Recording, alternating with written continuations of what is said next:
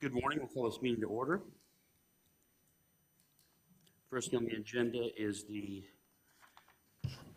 consent agenda. Sorry. And has our, excuse me, meeting minutes from October 25th. I'll make a motion we receive these as is. Is there a second? You mean approve? The what? You said receive these. Oh, I'm sorry. Accept it, or approve it. Is there a second? Second. Any discussion? All right, all those in favor signify by a sign of aye. Aye. All those opposed, same sign. The motion passes. Next, in the old business section, we've got all the various financial reports. We have financial reports for October 2023 for the TIF districts, the Lexington Village District, the non-TIF district funds, and the budget. I'll make a motion we accept these as presented. Is there a second? Second. You have a second? Any other further discussion about them or questions? All right, all those in favor signify by a sign of aye. Aye. Aye. All those opposed, same sign. Motion passes. See, we're moving this along. We're helping you, Rose. Okay, next on to new business, we've got the structure point presentation. Aaron, do you want to introduce them? As the board has asked, I brought in Structure Point to give a presentation basically of what their company is, what projects they've done that might have been similar to Jason Davis, and then also providing information about what they would be doing out on that area. Can I use this? It'll press just the button. Yep. Perfect. Perfect. I'll just do a quick intro real quick. Hi, everyone. My name is Chris Larriman with American Structure Point. I'm Business Development Director that covers this area and some others in the surrounding areas as well. Matthew O'Rourke, I'm the Planning and Economic Development Group Leader with American Structure Point. So pretty much all of our services, economic development, UDO writing, TIF analysis, long-range planning, corridor planning, landscape architecture are all in one group at American Structure Point. We all work together on these projects. I'm Luke Kessler. I'm a landscape architect and project manager with the Planning and Economic Development Group. Yes, we want to thank you for the opportunity to come up here and talk to you guys. We've started to have a number of conversations with the city on a number of different levels, kind of starting with the mayor and then moving down to deputy mayor and then Aaron and now with you all. So just a quick, and I might be stepping into your first slide here a little bit, Matt, anyway, but just a quick overview of American Structure Point. Not sure if any of you are familiar already, but we are the state's largest full-service engineering firm with 11 different disciplines, mostly in the engineering sector of things, as well as an architectural group. And we've got a list of the 11 different functions on the left there. Of course, one of those being the planning group, which Matt heads up as well, which will oversee kind of what we're about to talk to you guys about today. We're probably best known for the work that we do in the transportation world, whether that's designing roads or helping with the construction inspection for roads and bridges. We also do a lot in the utilities sector as well. So it's honestly easier to talk about what we don't do in-house a lot of times, and that's when you're talking about the engineering world, mechanical and electrical, we do not have that in-house, and then we don't have geotechnical, but basically everything else we do. It's kind of easier to talk about it that way. But turn it over to Matt now, and Yeah. he'll talk a little bit more about his group. Thanks, Chris. You just saved me 5 minutes of my normal presentation, so I appreciate that. I think the other thing I just want to highlight on this slide is, and Luke will speak to this as we get going through our slide deck, is we don't work in silos or vacuums. I mean, I'm in regular project meetings and conversations with all those other disciplines, especially our group. We bring them in when we have engineering challenges, engineering questions. We want to make sure that we pride ourselves on putting together plans that are realistic and practical, not just big visions. We do that and we love that. I call them moonshots, but we want to make sure at some point they come back to what's the feasibility of this, what's the reality of this, boots on the ground style. And our landscape architects work hand in hand with our civil engineering practice on private development projects all the time. That's a big bulk of what we do in our group, is laying out subdivisions, putting together the plans, working with them to make sure that we know where the water sewer goes, the retention ponds, all those things. So that's a real big part of who we are as a company, as our group is part of it. Kind of talked about this, so we'll skip over that. But I think based on our conversations, we really wanted to highlight a few projects where we've gone through a similar effort, kind of explain our methodology.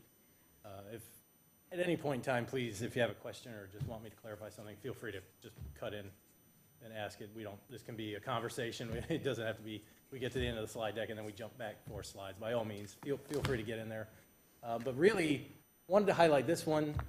We partnered with the city of Goshen about 1.5 years ago to what actually started as a housing, basically demand analysis for the whole city. They didn't know. They knew they needed housing. They didn't know what price points, what types, how much. We kind of started there. We got about 1/3 into the process, and they said, there's a developer who owns this 180-acre property, which is shown on the slide here. That's zoned. It was a PUD for industrial at the time. And they said, we don't see it going that way. Maybe we could start thinking about what that layout could be. So what you see here is one of the final renderings of where we got to, which we use that market analysis, which I understand has already happened here. There's a lot of that information out there. Really, Luke was responsible for turning that into the plan you see here, hitting a number of goals, different price points, different housing types, with everything based on what the city was telling us they wanted. And I want to make sure I say that we don't have what I call pride of authorship in these processes per se. We're going to give you a great product and it's going to be quality, and we'll certainly work with you to share our thoughts and our expertise. But at the end of the day, this is a plan that you need to get what you want out of it. So we want to make sure that's in there. And really what you see here is a result of that, multiple iterations with the city, a lot of going back and forth. At one point, they got pretty excited about it. A local developer got involved with this and helped us fine-tune it as we started getting it towards zoning and entitlement operations. So this was a kind of an all-encompassing housing study and site plan study, and actually they've brought the entitlements through and have this rezoned, at least phase 1, which you kind of see with the darker dotted line around it. And that development's starting to move forward. They're in the planning phases. I forgot to mention the other part that really made this attractive was it was already on a TIF. And so some of those financial assistance mechanisms were already in place. And so maybe, Luke, if you want to take it from there and describe kind of what you thought from a design perspective. Sure. Going right off of where Matt left off, we developed the phasing of this based on utility costs and the infrastructure costs to develop this. So the phase 1 is basically what they can do without building a lift station, for example, which kicks in a big cost on their end. So with the idea with this is, then the first section of that is helping to pay for the subsequent development to spread that out over time. We came up with several different versions of things for them, and just through a really close working dialogue with their local utility operators, their planning and zoning department, their street department, and making sure everybody is comfortable and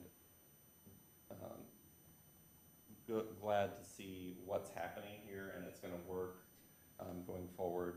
That way, when they were bringing this to developer had a really good idea of this is what, and something like this, more than not, it's going to be feasible and actually be able to happen. So yeah, and just to highlight something else, there's an elementary school kind of just towards the northeast of that, kind of the yellow areas. We made sure the school district was involved in this conversation. Goshen School District they're going through a period where they're seeing declining enrollment, so they were actually really excited about this. The conversation shifted from using the existing TIF to redoing this as a residential TIF so that, even more the ability to make this happen can be revitalized. And I meant to mention this earlier. In my background, I actually spent 15 years in the public sector, doing a similar job to Aaron, running development projects, TIF analysis, all those things. So we kind of blend that experience of having that public sector knowledge into these processes, and that's one of the reasons we reached out to the school district. I was like, hey, you propose 600 homes in this area, somebody's gonna wanna know how that's gonna impact the other services, and that's why we went to that level. And then the benefit that we are able to bring to this is because a lot of our other projects, we are not on the municipality side, we're on the private developer side, so we see their costs and understand how they're costing these things out for phasing and what's gonna work for them on their end too. So able to build consensus there between the public and the private end. It's probably a good transition into talking about some of our private sector Yes. work. Yep. Yeah, so this one is some work that we did for a private developer for a very substantial development for the community of Danville, Indiana.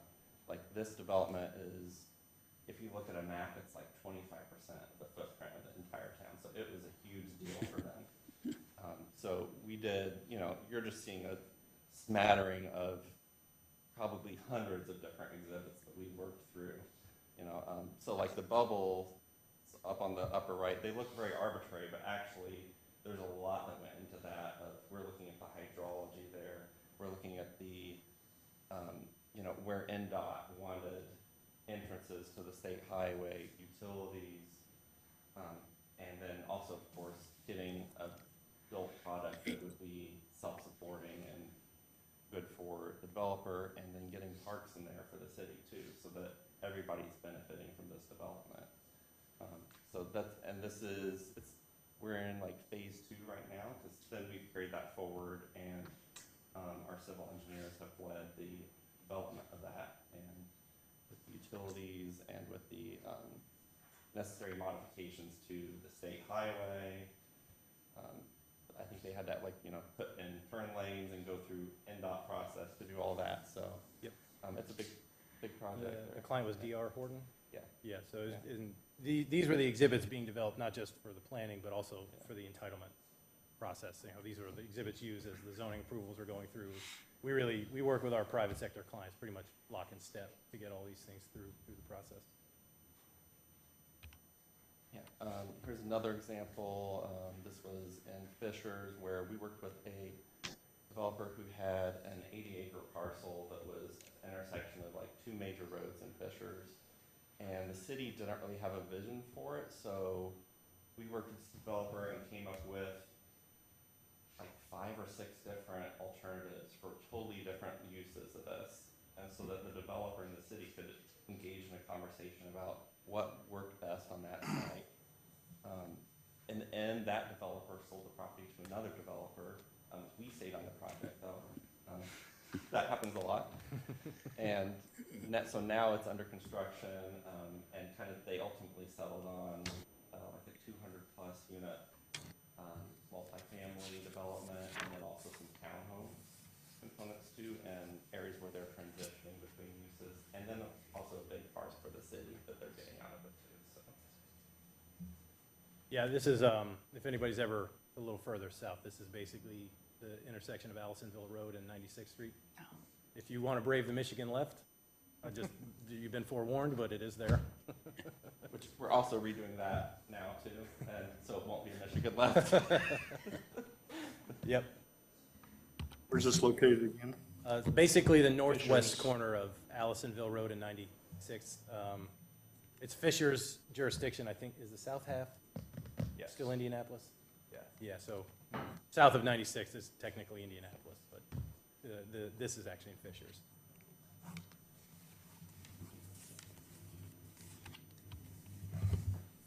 And this project was actually like a really challenging municipal project. The city of Indianapolis had this big parcel that used to be the Twin Air, oh my gosh, I'm blanking on the word, the drive-in movie theater. And they want that redeveloped. It's next to their like $1 billion Justice campus that they just built. So it's a really important site for them. So they had a pretty demanding program of the different kinds of things they wanted to see in here for the local community. It's all developed around it, so there were a lot of stakeholders that had different inputs into this. The city had put out an RFP for private developers to come in and make this happen, and we we worked with one, and the developer, you know, and us, we worked together through several different options. Also, we're looking at the costs of the different elements of development. So that's, you know, how much road is there, how much is being spent on the park that they're providing to the city, and, you know, how many square feet are they getting out of this? And going through that, we ended up, the developer was happy, and the city actually preferred their plan. So that's going to be probably something ongoing of developing that site. We're not yet to the point where anything's settled with it, but Indianapolis is being very Yeah. meticulous with this process.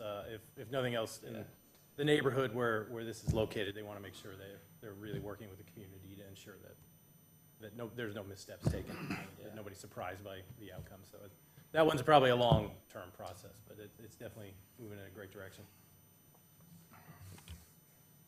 So that was it. You know, we just wanted to highlight these projects, ones that we've worked on recently through our career, to kind of showcase our approach at Structure Point is we can be pretty adaptable to what's needed. You know, we can go from the figuring out just what kind of housing is needed at the very high level and translating that into conceptual plans, or we can go from, you know, blank field site conceptual plans all the way to final, you know, working with the development community to get entitlements and things in place. We've done and worked on projects through our careers throughout the whole spectrum.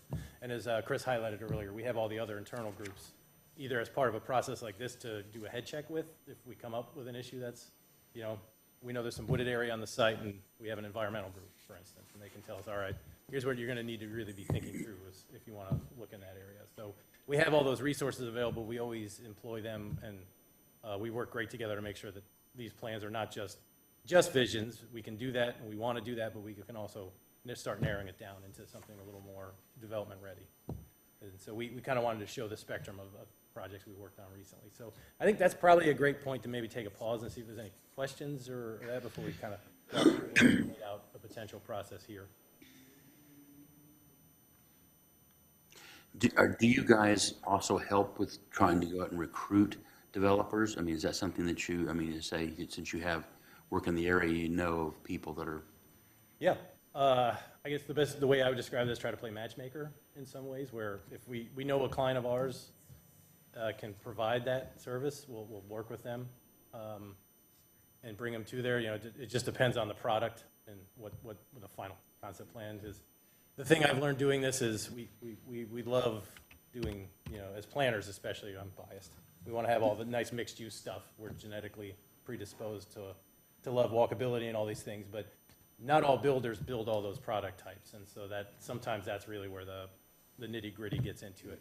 But we work with, our civil practice works with developers of every type of housing, so we can always provide names, set the meetings. Sometimes there's the convincing part through incentives and market studies and all that stuff we have to help with too. But yeah, we can certainly make the introductions and get that going. I just kind of see that Indianapolis, Lafayette, things places, there are less risk projects like this. You come to Logansport and you need a developer that, you know. Yep.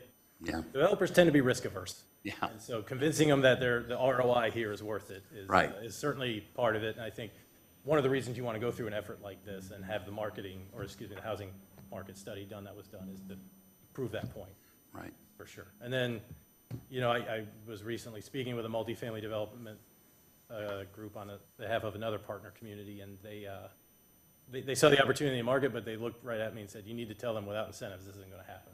So I relayed that back to the client. They seem to understand that, but they just said that's, for apartments especially, that's just where the market is. They need the infrastructure assistance. So like I said, we kind of live in all the worlds, and through my career and being involved in this project, you know, we kind of leverage that, what I know from the public sector zoning, TIF review side of it to the practical development side of it. So when you develop this, do you actually go out to the land and look at it with a civil engineer, come up with a plan, what we can actually do with the land, like with soil tests and different things and drainage and everything we have to do before you do the... Yep. So if they decided to go with you guys, do you have an upfront charge, this is what it's going to be, Or are you, Harry, we have some of that stuff to give them. Okay. We did what, We've done wetlands, geotag. you have done that? Soil borings, yes. so we'll be providing either company that you can go with, any of the companies you go with, that information, we'll do the analysis to be able to do that stuff. Okay, so when we get a price from you guys to do this, how often do you have to say, oh, well, we've forgotten this? So this is an additive, or is it just this is the, Yeah, I think in the way that this project proposal was put together, we're getting to a point where we're gonna have all the base information and counter that in, but it's not kind of final site development plans. Some of that you just, you know, the due diligence piece would be after this planning effort is completed. To know, you wanna know where you're going, what the market can bear, and what we think makes sense before we start getting into that nitty gritty. And so that was, you know, that when we talked to staff, that's kind of the process we worked out is, let's get to the point where we know this is what the community wants and has some, you know, all the things we talked about in terms of reality, but, you know, the real nitty gritty engineering would have to come at a later time, essentially. We were just talking going forward, and if the board wants to change it, you know, then we know what phase we're going with, because we know that that's the one that's gonna have people available or want to do the project or whatever, so then you get in the nitty gritty of that specific phase as you go forward, but. Yeah, and my experience would tell me to build on that is you don't want to go only but so far before a developer is involved, because they'll have their perspectives and there'll be certain things that you know, they might do just as part of their due diligence on their own that you wouldn't want to have to pay for instance, if Right. it's part of their process. So, you know, it's really, there's a really good kind of clean middle point where you say, all right, here's the vision, here's the thing, now we almost create like a prospectus, you know, internally and say, here's how we go pitch it to the development community. In your packet, there is some of that cost in I'm looking at it. the details of what they provide for that. Yeah, our costs do not include what I would call, you know, past schematic design engineering, you know, actual construction drawings. We weren't going that level with it yet. So obviously, we would get a hard cost before moving forward, or somewhat. You mean, like a project cost estimate for the actual construction? Right. Yeah, we can provide some of that. It would be high level again, but we can start from our experience framing up, you know, here's what we think it will likely cost to make the land developable. Yeah, if that's what you need. Yeah, we did that for Goshen. I mean, that was one of the deliverables, because we ended up doing a TIF analysis for them to kind of demonstrate that this could pay for itself, or at least partially. Okay.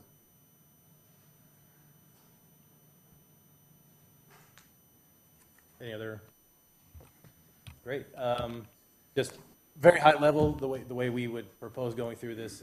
We'll come in, do the site visits, do community visits, go all over the land, you know, look for the low spots, the high spots, all the things we were just talking about. Figure out where the utilities are in relation to the site. That's really kind of the first part of this. Have stakeholder sessions with, this isn't so much a public-facing meeting as we like to do 1-hour sessions with different stakeholder groups, city departments, developers, you know, local landowners. Really get an idea of what they think is going to make sense on the site, so we can integrate that into our process. And then we'll do some more public-facing meetings a little later.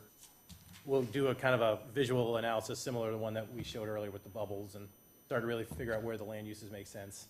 And then come to you at first with a presentation to summarize everything we've heard, and then also say, all right, here's what we think makes sense from just purely a land use perspective, the bigger bubbles. We kind of want to get that part right before we do details, because it's really hard to go the other way.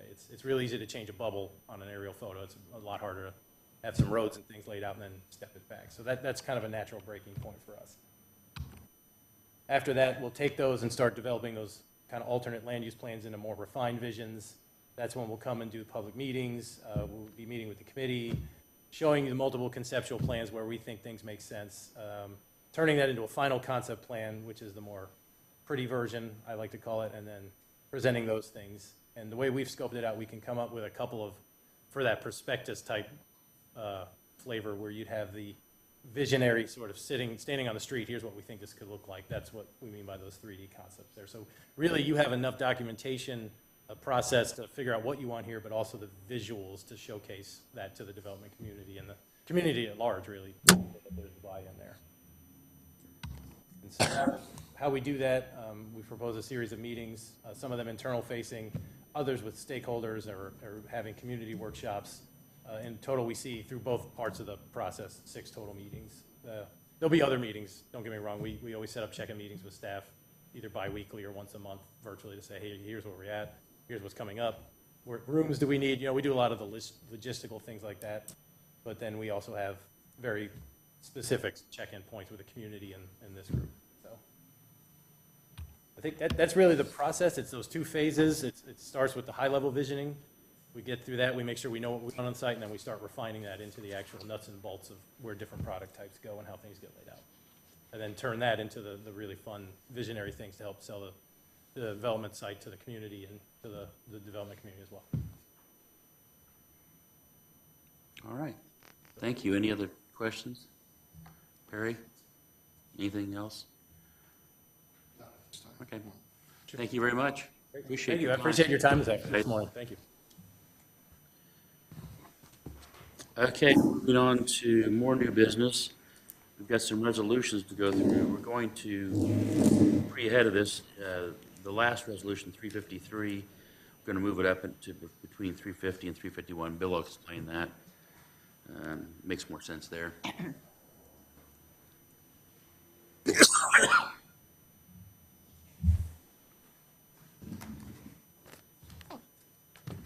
First up would be the 2023-348. I've been meeting with the Career Center a lot, and just to remind you, our state code allows 15% of your revenues to be used for education programs at the Career Center, which we can go up to $193,000. To date, you have spent about, or allocated $113,000 and some change, so which leaves about 80 grand. You've helped the manufacturing pathway, the construction pathway, the culinary pathway. The request this month, we've been having meetings with the hospital and the Career Center, and the pathway that the hospital really wants is the CMA, which is Certified Medical Assistants. They've got 20-some openings currently, and it's a tough field to get. So how we do it at the school level is we get the interest of all the students. We have surveys. We actually send out job descriptions, pay scales, things like that of what this industry is. And we had I forget exactly, it was like 130 students expressed interest. We know not all of them sign up, but that's a lot of interest. So with that, the Career Center is going to develop a pathway for CMA. In our meetings also, the hospital agreed to allow the clinical piece of it. So they have their academic side and they have their clinical piece of the hospital, which they would allow these students to come in and work side by side and do what CMAs do. So with that, we want to upgrade some of the things in that pathway, and the request is for a new mannequin. I sent you the details on that. It gives the heartbeat, the vitals. The hospital says it's the one that they would recommend. We'll also use in other nursing pathways. So that request is for $16,500.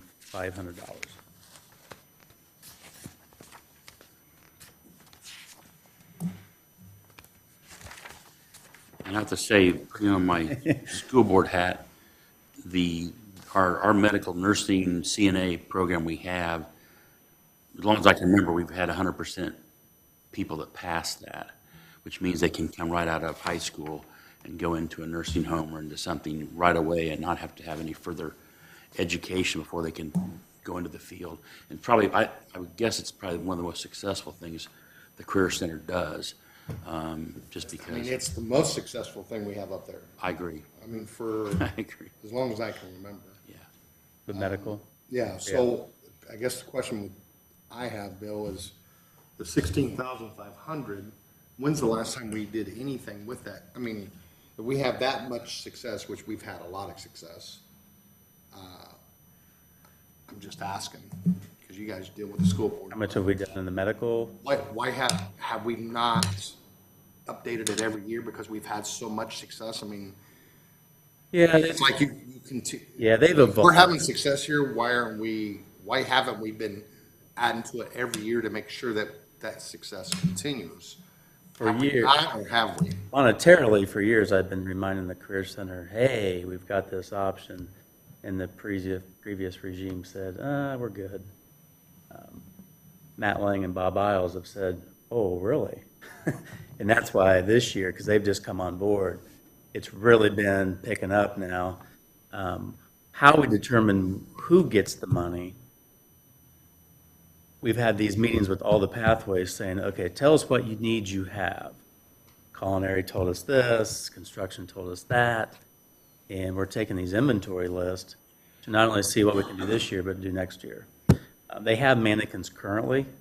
It's just they're technology driven, and they're just kind of out of date now. So you will see more and more requests up to the allowable code limit that you guys can help out.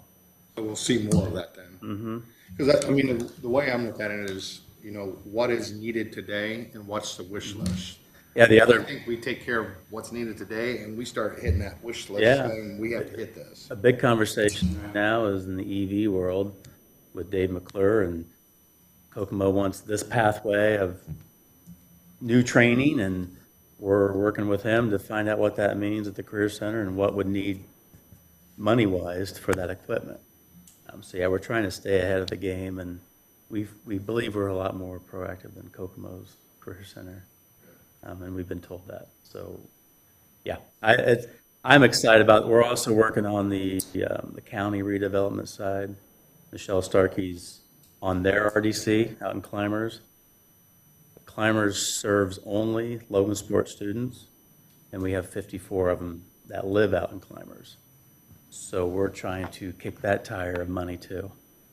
And I think they're on board, it's just they're trying to make sure that they're doing things right. And so I think funding will come from that side too. I think the previous administration at the Career Center was more looking for grants and hitting home runs with grants. And this is something that was available that just wasn't being taken advantage of, but it is definitely, as he talks about this stuff, just to sidetrack a little bit, Dave McClure, who's on the school board, an executive for Stellantis, gave a presentation, or not a presentation, was talking to people there at a last meeting, talking to the Career Center about stuff. And, they're out there. What's unique to this project, we are virtually, Logansport's about 20 minutes away from that end of Kokomo where that's all going to happen. So we have the opportunity to have, but what's different is what's being done at Chrysler or the other, it doesn't translate. So it's not a case of saying, let's go hire a guy that's worked at Chrysler for 10 years because he can bring this knowledge in. It's not that way. So they're actually looking at the potential of hiring high school graduates and training them and going right into the work. And since they're not open yet, they have the advantage of time on their hand. But it's a case where, people, oh yeah, I've worked at Chrysler. That doesn't necessarily going to make you a good employee there. They have the ability to create their own culture with our students and students in other areas. And from what they're saying right now, they're getting some positive feedback from Cass County and also, I think, Huntington. But Kokomo in general is kind of being, it's strange, since it's all in their lap. Their Career Center is not as gung-ho about getting involved, which is kind of kooky. I'm sure they will over time. But just, the way politics work sometimes. But anyway, so it's an interesting opportunity. And when you start talking about this kind of stuff, they also are talking about they got some housing issues in Kokomo. Not enough housing to support these people. So there again, when we're talking about our kind of projects, should that be also factored into what kind of housing we want to build? So now you got, high school graduates working there, driving 20 miles. Okay. I mean, so it's kind of interesting how it all kind of comes together. But this program, I think, has been really good because as we saw, sometimes the administration of something like the Career Center, where they were using, all corded power tools because they still work, don't they? Yeah. But it wasn't really when they got in the field, people aren't using the corded power tools they used to in the old days. So I think the whole thing is sometimes if it's not broke, don't fix it. And something like the Career Center, I think the nursing is the same thing. Well, we got some dummies over there. They're not really up to date or whatever, but we got them. So I mean, sometimes when they look at how they want to allocate their money, I think they don't see the stuff that they've had the opportunity through what TIF has been doing with them as to here's, you know, as I say, and I agree, the CNA program is the most successful thing that they do. And that always has been. And, you know, because the people, sometimes, especially like building trades, welding, auto mechanics, they're looking for kids who are saying, I hate school. And then they basically say, well, you ought to do something, work with your hands. And they suggest something.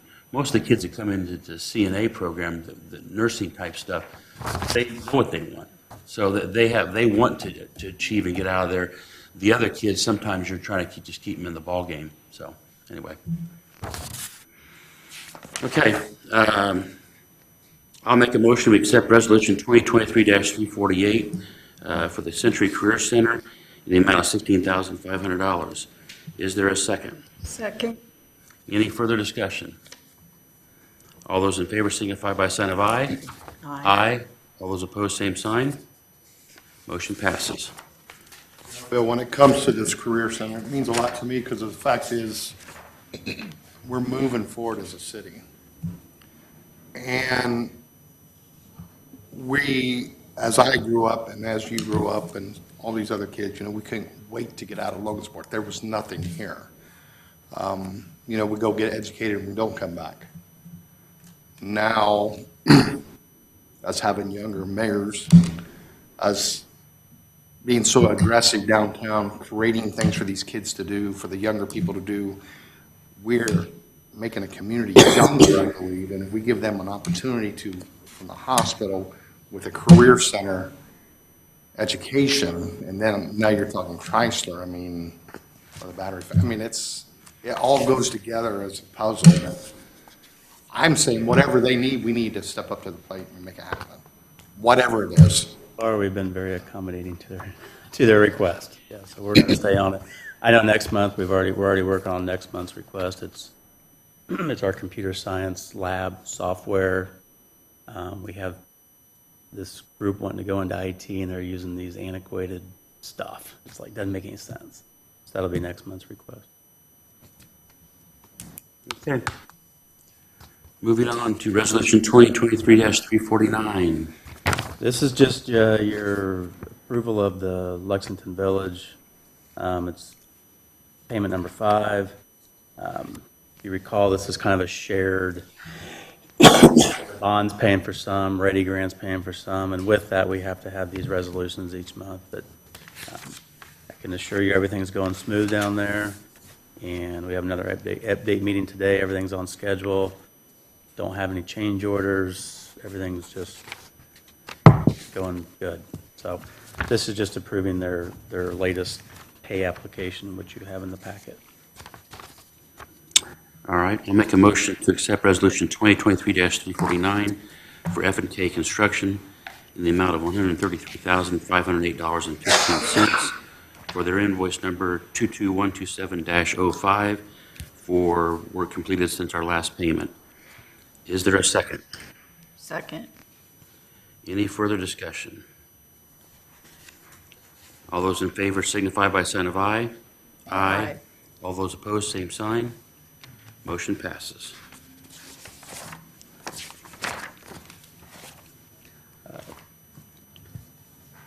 Next up is resolution 2023-350. And Perry, you talk about momentum. We've got to keep it going along the river between 6th and 10th Street. With that, we're trying to be more proactive than what we're running into currently on the far east side, which is the old water plant. So my request, Aaron's request, Jacob's request is we've got to get out in front of this better for investors. People watch what's going on and the issues we run into. They're not going to come and knock on our door unless we have a plan. So the plan is to, this particular company's KJG Services. We've used them a lot. It'll be master planning, conceptual architectural designs, renderings, subgrade exploration, soil testing, utility verification, soil borings. I think it's calling for 19 soil borings of the areas that we believe investors would want to go. We've just got to do this. not only for marketing, but just to understand the property better and what to avoid, learn from mistakes. Now, with, with this here, this soil boring, I'm friends with the guy that was up here with his company that was doing this, he's environmental. He was paid to do that, his company was. So how's that work? I mean, do we go back on their test? Does it have to be one today instead of yesterday? How's that actually work? These aren't environmental. Okay, These are just see what's in, see what we can build upon. we can build on it. Correct. It has nothing to do with environmental. Okay. To our knowledge, well, everything's clean down there. Yeah, The only issues that I believe were north of the river, right. not south of the river, where all this is. So that company did fine, they did what they were to do, and Okay. this is for the building piece of. And in fact, we've even talked to the county, which owns property on the west side of Sixth Street, which is a juvenile facility and what used to be recycling and EMS.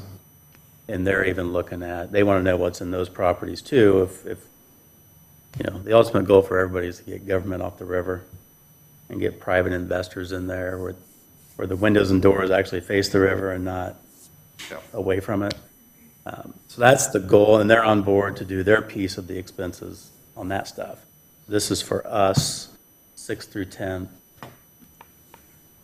marketing and actual knowledge of what's down there. Because it's been, as you see from my request coming up, it's been something. I think it's fair to say we've learned a lot, and I don't know if you saw the pictures that Bill sent out, but I mean, when we did the event center, we thought, oh yeah, you can just build right here, and we're kind of led to believe that it was a great site and nothing was there, and we unearthed a bunch of stuff. And so hopefully this gets us ahead of the game. And, you know, this idea of, it's hard to say, you know, you get someone that's interested in the property and then all of a sudden they have all these surprises and they look at us and say, well, you didn't tell us that this stuff was there. Okay, do we, you know, so do we pay for the changes or do they? You'd like to think that they would pay for changes because we just had full disclosure of what this site is and you work around it. We ran into a whole bunch of weird stuff at the event center, or stuff that was under the street, like buildings that used to be under the street and stuff like that. It's like, oh yeah, okay, you know. So anyway, How many administrations you been under now?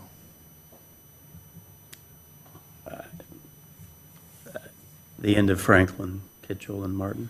So when you do a project like this, like we have another 4 years now, does it have to be completed in those 4 years? Because it seems like when we change administrations, everybody wants to erase what the other one did. Can they do that kind of stuff? Are we set in stone, concrete, we're moving forward, we're not finished, but we can't stop either? What I've witnessed is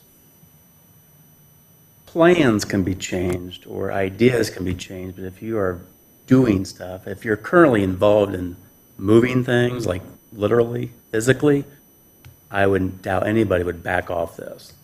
It would be a political suicide. If you were to say, nah, we're 80% into this, let's just scrap it. Well, But now if it were just a plan and an idea, they'd be like, yeah, we don't like that one. But you got to physically get moving, you'll be fine. And that's what I'm saying, because we're talking about moving LMU out of there. If we don't get them moved within these next 4 years, then the next one comes and says, no, we're not moving them.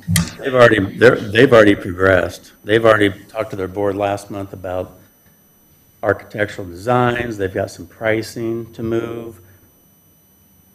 They're probably ahead of us as far as getting that done. So I would think in the next year and a half, that'll be under construction. Confident. It's just, they're landlocked down there. I think you've got some relation down there. It doesn't make any sense to be where they're at down there. Bringhurst is a mess. It's not to be commercial. There's a house right next door. It just needs to be done. That's what we're pushing, and they're on board. The current regime is. okay. I'll make a motion to accept resolution 2023-350, payment to, who is it? KJG. KJG Architecture in the amount of $88,500. Is there a second? Second. Any further discussion? All right, all those in favor signify by a sign of aye. Aye. All those opposed, same sign. The motion passes. I think, Bill, you want to move Resolution 353 next? I would like to move up Resolution 2023-353, which is the amended Logansport Utilities Resolution. Mike and I did meet with Greg Toth. It was a good meeting. We expressed our desire to, Resolution 2022-306 called for a payment to Logansport Utilities for $130,000 for the conveyance of that land. There was some language in there about buildable sites and such. We knew of a lot of the issues. There were some that I don't think anybody would have known, like where the event center is. But with that, through our discussions, we were able to get it changed from $130,000 to zero. We have their partnership. We need their partnership. They did demolish the stuff. That started this whole thing, and they're forgiving this. So I'm thankful to Logansport Utilities.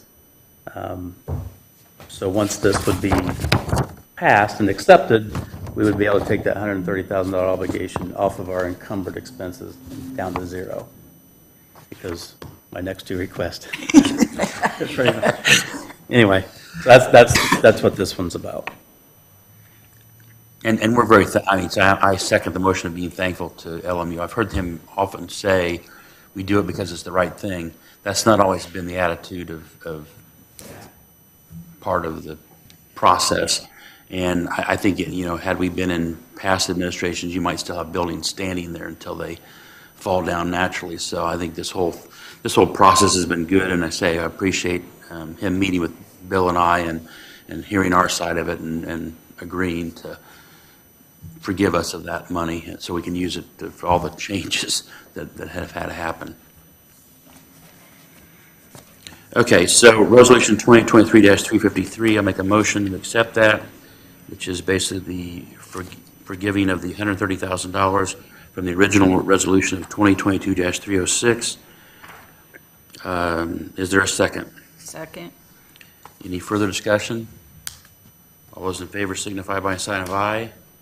Aye. All those opposed, same sign. Motion passes. Now we'll jump back up to 351. So with all this newfound money, I'm just kidding. Easy go. Easy go. Resolution 2023-351, there are two change orders from Dykeman. That's why I sent you those pictures this morning, and hopefully you got them. But there's two change orders that add up to $25,258.71. What happens as things pop up, they have to redirect the infrastructure, and so you have a lot of time and management required for that. We've got this hydraulic hammer that is just costing a lot of money down there, if you've seen it. We negotiated, it didn't sound like a negotiation, but negotiated to get it down to $336 a day rental. There was a time it was $1,300 a day. So it's just blasting through stuff, and you saw some of the stuff they're blasting through. So these two change orders are actually a month ago. They've already happened, but they add up to $25,258.71. I wish I could sit there and tell you it's over, but So what number are we at on top of what we started with? We are at, contracted amount was, let's do some math, $1,165,700. We are at $1,337,780. I think that's right at $172,080. Approximately, yeah. Quick math. Over the top. So the 130 eats that up. So we're down to about 40, and that includes the 25. That 25 is included in that number I just gave you. 25 is included in that number. Correct. So we're down to What we had. 40 extra then. Right. 40 extra, but we have, I didn't bring the number with me, we have, like in contingency, $390,000 that we've been using. RDC contingency in our budget. So we've been using it towards that. So aside from the 130 that just happened, we've been working off that $390,000 that was in the contingency budget for RDC. For things like this. Okay. I'll make a motion to accept Resolution 2023-351 in the amount of $25,258.71 for Dykeman Excavating for the changes at the property. Is there a second? Second.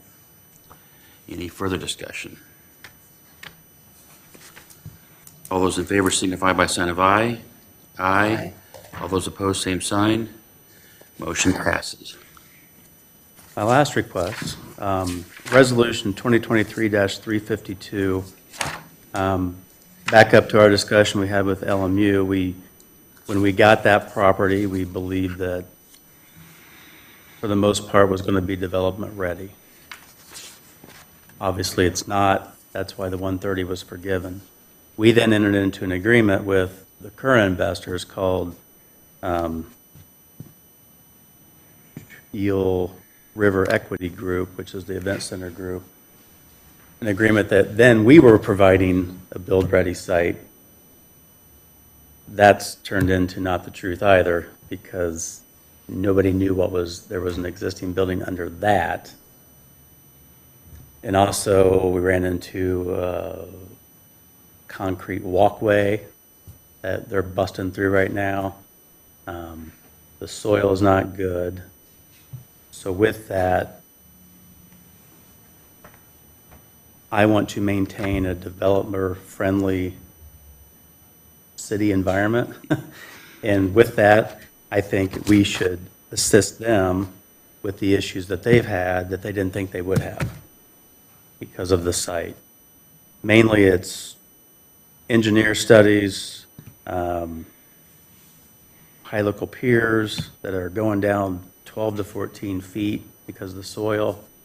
That's where we finally hit limestone, so it's sitting on the limestone. To date, and I know there'll be a lot more issues, but they're at $119,353 just on change orders for that because of the site. My request is to fund them $100,000 where we would pay these things directly.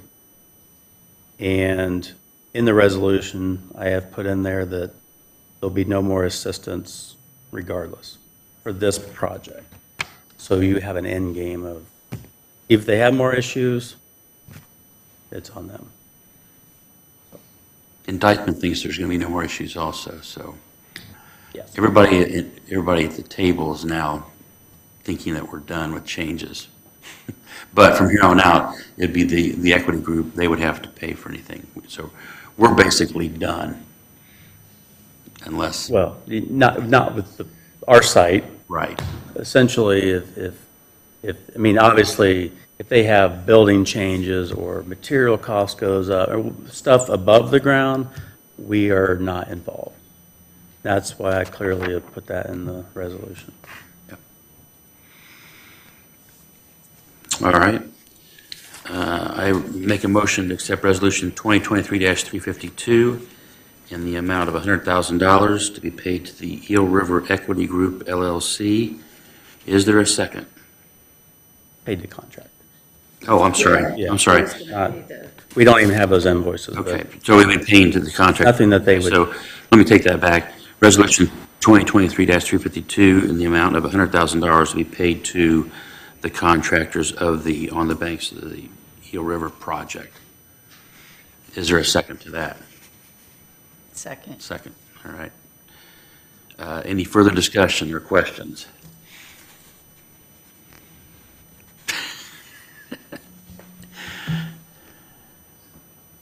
I have a problem with it. Okay. We need this for our city, but I build every day. I'm doing a house right now that I looked into it, maybe not extensively I needed to, but quite extensively. I'm over budget now, almost $30,000. Am I coming to you for that? It's my project. It's my doing. You didn't come to me to say, hey, Barry, can you do this project? The community, that neighborhood, are gonna be like, oh my God, that's unbelievable what you've done to that house. As we are with this project.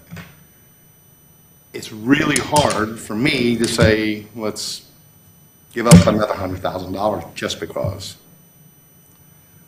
When you guys talk to LMU, I have a problem with that too. We could have went back on that for a lot more than $130,000. But we have to work as a community together to try to get these projects done. But maybe there was a reason why I wasn't included in that meeting. Because the thing is, at the end of the day, it's still about the money. It's always about the money. Where's it coming from? What are we doing? How much more? So I have mixed feelings on it. The developers, I know them well. I think what we have going on there is huge. As you're saying that this is the last, but the next one that does it. Hopefully we have more developers than just this. Hopefully somebody, you continue to work with somebody and the deputy mayor continues to work with somebody to try to get the farmer's market, something built down there. We're going to go through the same thing? Yes, we are. Are they going to come back to us and say, oh, you did this for this person? Yes, they are. So are we positioning ourselves to be able to bring that in and push it back out? That's what I see it as an apple. That's where I'm at. Comparative to your project, I see it as apples and oranges. I mean, you didn't buy that, or you didn't get that property from the city, for one. Correct. It isn't in the RDC TIF area. Two, there's no connection to this governance of your deal. We deeded this property to them with the agreement of, we believe this thing's good, to our knowledge, because What we were. you said. Yeah. Correct. So we got to play owner in this position and defend and make it good as the owner of this property. Yes, there's issues. Do we know of all of them? No. But what can we do? We go forward. We're not padding any pockets. This group isn't making any money off this. We're doing it directly to the contractors. We're making our side of the deal good, in my opinion. We're also showing the rest of the way down the road, we're in this too. We're a partner. That's why on the previous request for the KJG, we've got to lay it out. As you said, we would be in a better position for the next group, potentially, of here's all the reports. Here's all the soil borings. You can go there, don't go there. We've spent our $88,500 as a soft cost to let you know what not to do. So that if that group goes down there and doesn't listen to us or what, that would affect the funding. If we're wrong on some of these things, then yes, we would kick in and help out. And you got to look at the reverse of it. We're projecting $35,000 a year in annual tax from this group. I don't want them cutting corners, personally, because I know how it works. If it costs you $100,000 more there, you're going to make the exterior look $100,000 less. And I don't want that. I don't want that as a community. I don't want that in my position. So that's why I presented it, and I advocate for it. That's just my opinion. And as you mentioned, with TIF, the incremental dollars, it was leveled land, so we can virtually recapture all that incremental property tax money will come back to us to pay for this stuff in the long haul. If these guys go bankrupt now, we've got a piece of land that's been pushed around and stuff built on it. So, I mean, I think we have to look at the long range too, is that our role in a lot of this stuff is to put new development into place so that it then comes back and brings more money for the rest of the area, because that could help fund, once we pay off this stuff, it could fund the rest of the way down to 6th Street or whatever. So that, and it just keeps growing, hopefully, but, which is a little bit different than a residential property where, there's no TIF money that gets just property tax money. So. And is there a precedent? Yes, and I'm glad there is. Because the next person that goes down there and has some stuff, they know they have a group that's right there with them. And I think that has to be presented as far as noted with you and Aaron. Look, this is what we ran into, and we stuck by these people all the way through it, and this is what we have today. Yeah. So welcome to our city, and let's just get this thing going. Yeah. That's what I would say. I compare it to the Richardson building. I know you have a personal interest in that. That was city-owned at one point.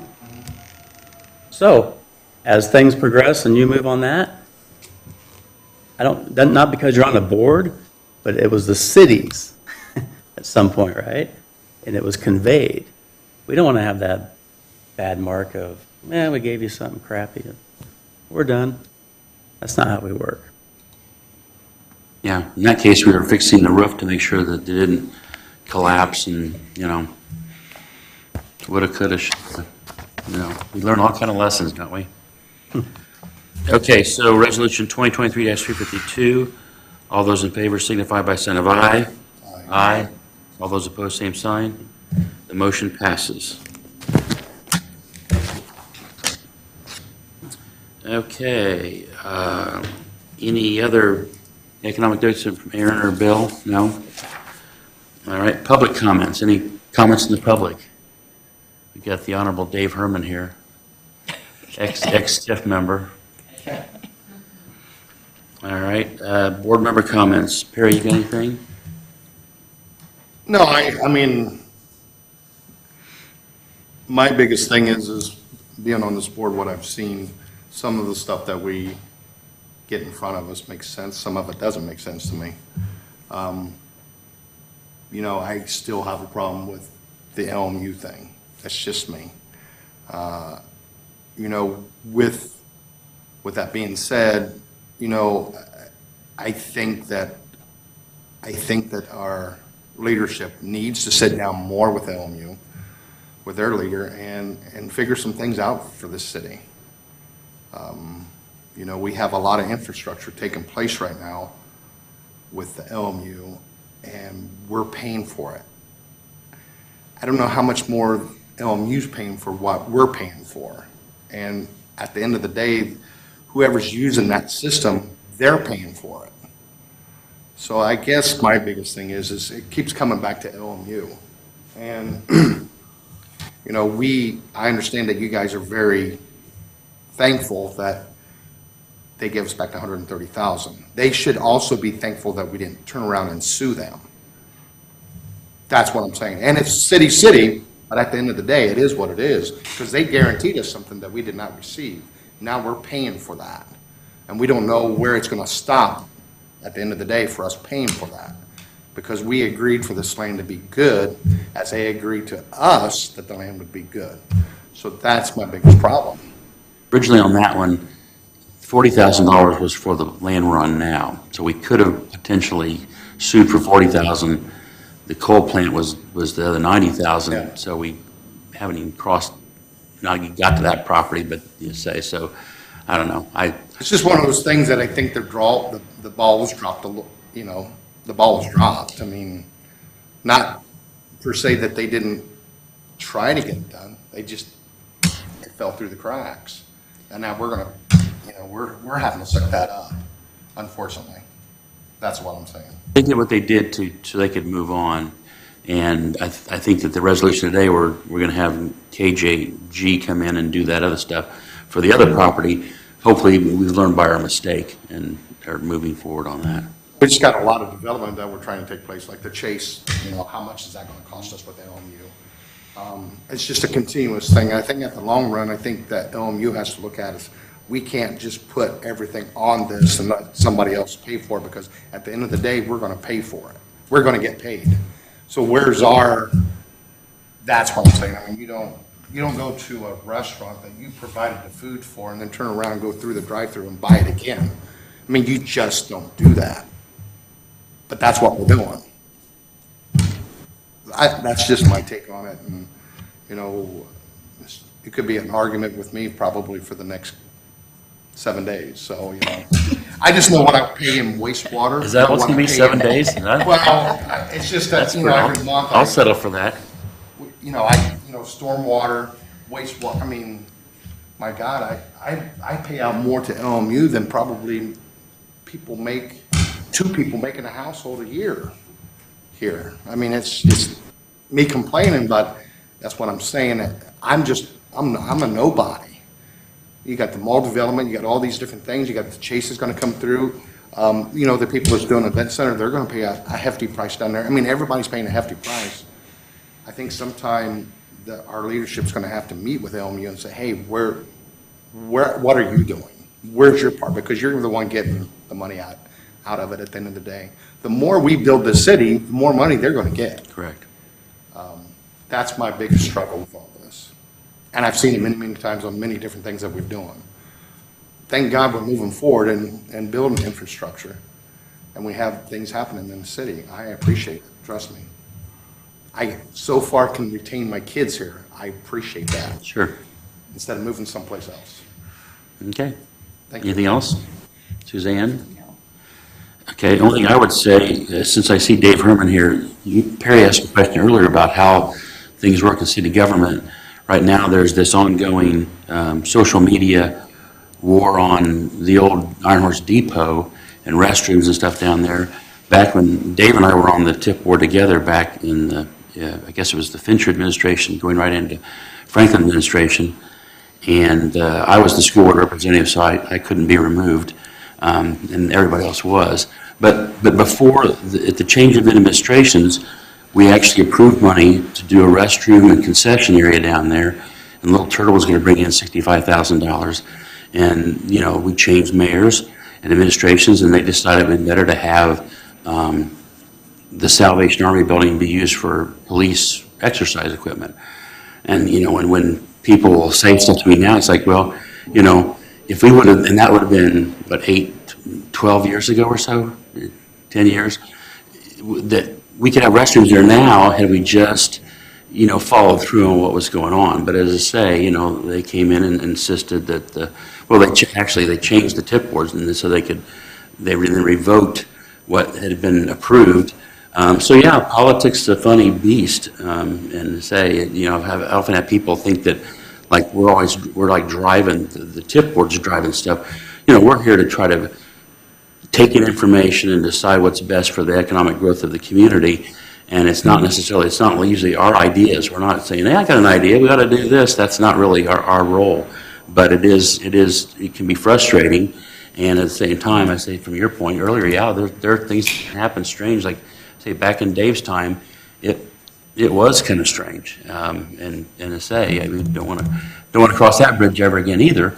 But that was a very weird deal that, when you see how things can happen. So we do need to all learn to play together too, because as I say, we all serve by the honor of either the city council or the mayor, all of us on this board, except for the school representative. So anyway, that's just my take. Is something that, again, I kind of look at it that oftentimes we're trying to do what's best for the city, the long-term success of the city with the economic development, stuff like that. That's kind of our role. And I think we had years where we were passing through money because we weren't doing anything at Logansport. And as I've used this phrase commonly, is that now it's coming out of a fire hose. It's just amazing to put this packet, this is 90-some pages again today, of stuff going on in the last 30 days that needs to be presented to us. So anyway, I thank you guys for showing up for this meeting. I thank Rose and Ross for, coming in to help handle things. And this meeting is now adjourned. Thank you.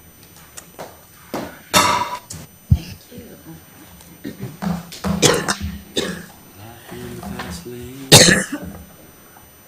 Yeah, I mean, Thanks for your time today. I'm gonna leave Pay some that money. brochures and business cards right here. Thank you. thank you.